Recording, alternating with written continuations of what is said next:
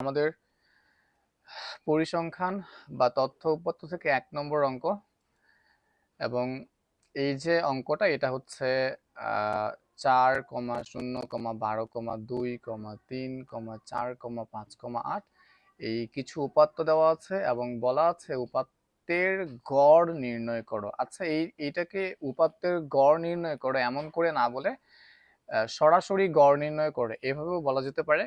তখন কিন্তু তোমরা আবার বুঝিও না যে এটা হচ্ছে আবার অন্য সিস্টেমে করতে হবে। একই ব্যাপার, উপাত্তের গড় বের করা এবং সরাসরি গড় নির্ণয় করা একই ব্যাপার।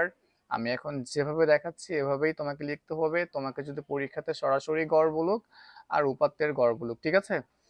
তো আমরা প্রথমে দেখেছিলাম গড় বের করার একটা সূত্র থাকে, আমরা এখানে সূত্রগুলো লিস্ট করেছি।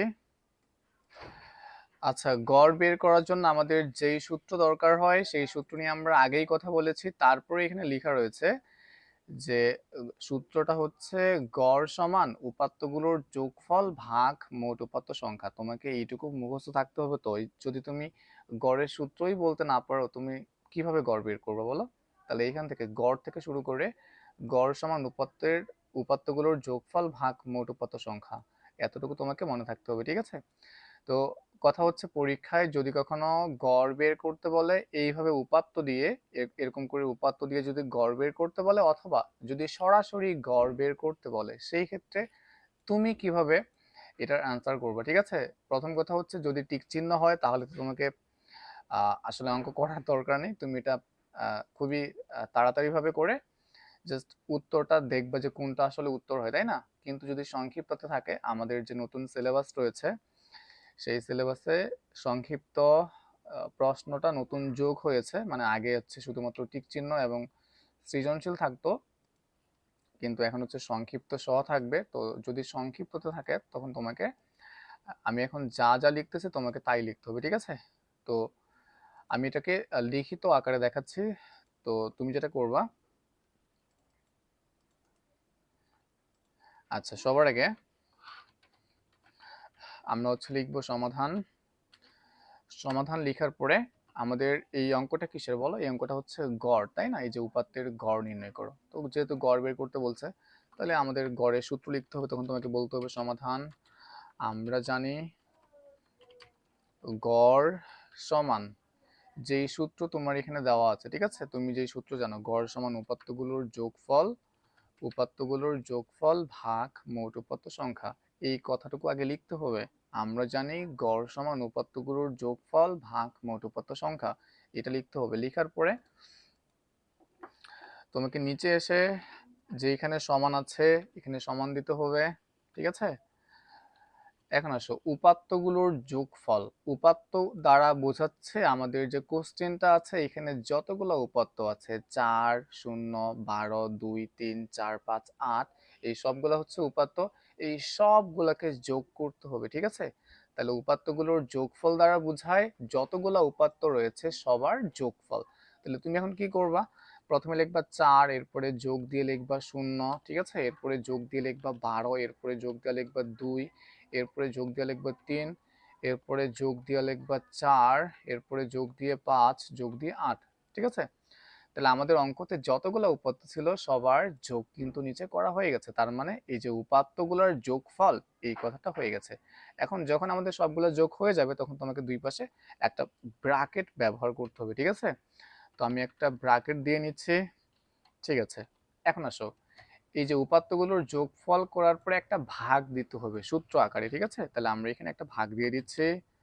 এই ভাগ দেওয়ার পরে আমাদের মোট উপাত্ত সংখ্যা লিখতে হবে। মোট উপাত্ত সংখ্যা মানে আমাদের যে অঙ্কটা আছে এই অঙ্কতে কতগুলা উপাত্ত ব্যবহার করা হচ্ছে, ঠিক আছে?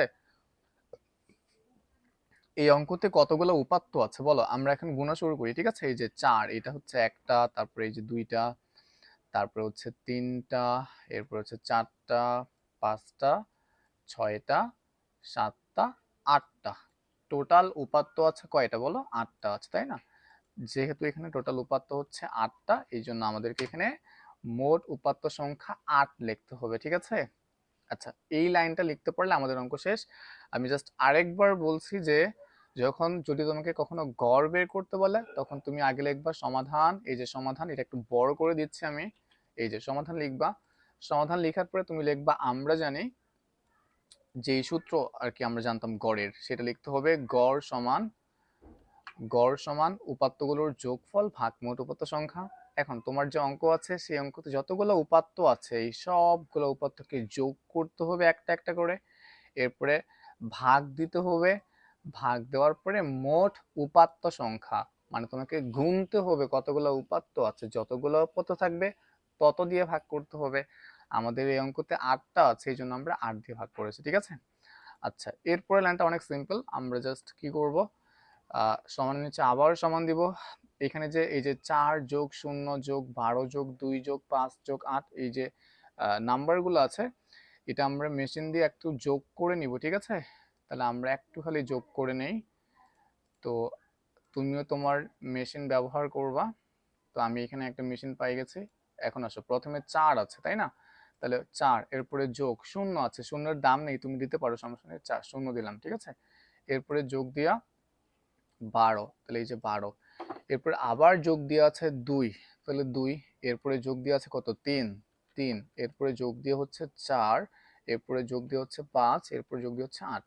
তাহলে আমার যতগুলো উপাত্ত ছিল সবাইকে যোগ করলাম, যোগ করে ফলাফলটা আসছে 38, দেখতেছো।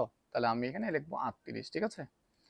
আচ্ছা, তাহলে 38 লিখবো, এবং এরপরে যে ভাগ আছে ভাগটা দিব, এরপরে আবার 8 আছে 8টা দিব, ঠিক আছে। আচ্ছা, এরপরে আবার সেম আকারে জাস্ট এখানে সমান সমান, এখানে আছে সমান দিব, এরপরে 38 আর 8কে ভাগ করে নিব মেশিন দিয়ে, অথবা তোমার যদি আমার এখানে আমি হচ্ছে মেশিন দিয়ে 38 আর 8কে ভাগ করে নিচ্ছি, তাহলে 38 ভাগ হচ্ছে 8। এখন আসো, উত্তর হচ্ছে 19 ভাগ 4, 19 ভাগ 4, এটা আসলে আমাদের হচ্ছে ইয়েতে আসছে, ভগ্নাংশ আকারে আসছে, এটাকে আমরা নর্মালে কনভার্ট করতে পারি। আচ্ছা, তো 38 আর 8কে ভাগ করলে আমাদের উত্তর আসবে 4.75, তাহলে আসেন 4.75, এই হচ্ছে আমাদের উত্তর, ঠিক আছে। তাহলে এইটুকু হচ্ছে আমাদের অঙ্ক, খুবই সোজা অঙ্ক। আমরা হচ্ছে যদি এখন থেকে আমাদের যদি কখনো গড় বা সরাসরি গড় বের করতে বলে, তাহলে আমাদের এই যে অ্যাপ্রোচটা আছে এই অ্যাপ্রোচ তোমাকে পরীক্ষার খাতাতে লিখতে হবে, ঠিক আছে। আচ্ছা, আশা করি তোমরা এখন থেকে নিজে নিজেই সরাসরি গড় কিংবা উপাত্তের গড় বের করতে পারবা।